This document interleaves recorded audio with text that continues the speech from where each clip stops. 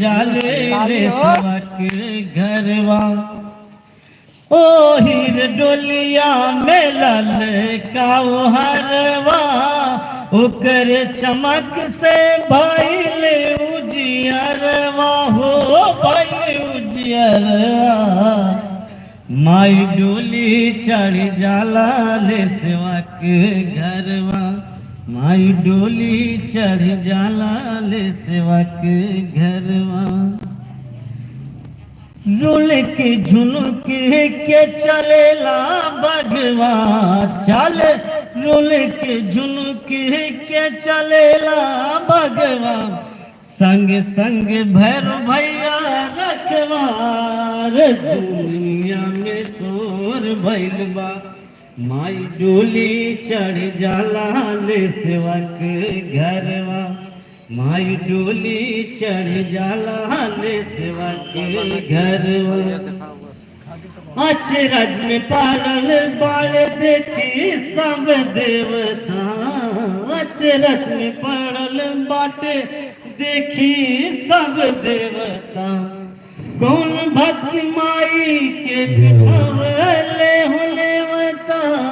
कौन भक्त माई के बिठवले होलेवता सज धज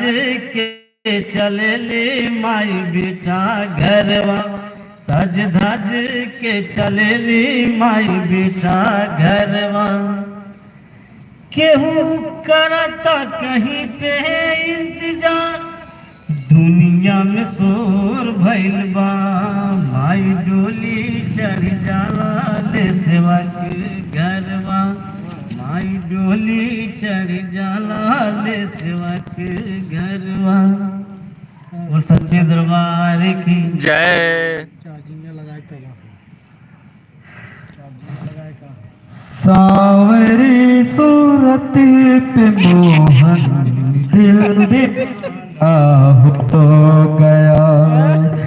सावरी सूरत पे मोहन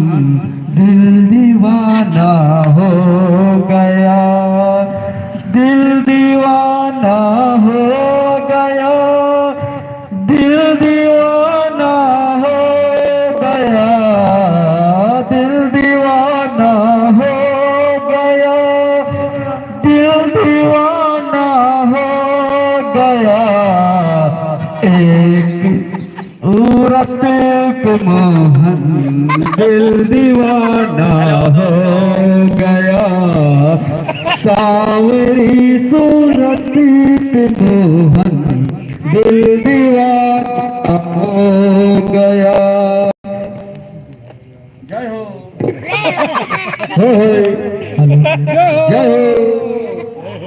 जय हो जय हो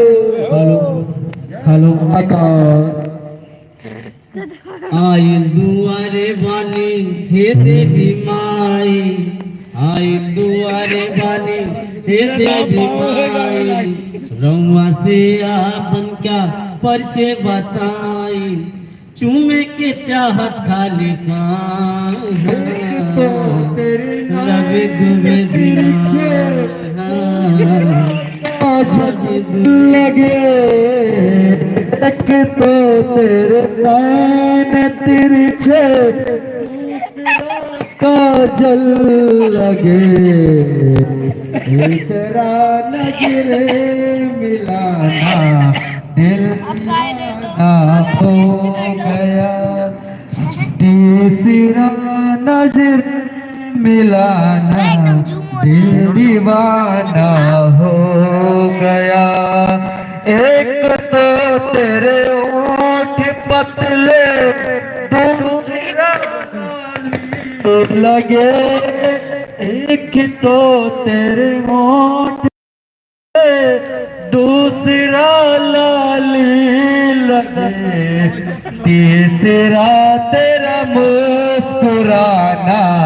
दिल दीवाना हो गया तीसरा लाली लगे मेरा मुस्कुराना हो गया एक तेरे हाथ कोमल जो लगे तीसरा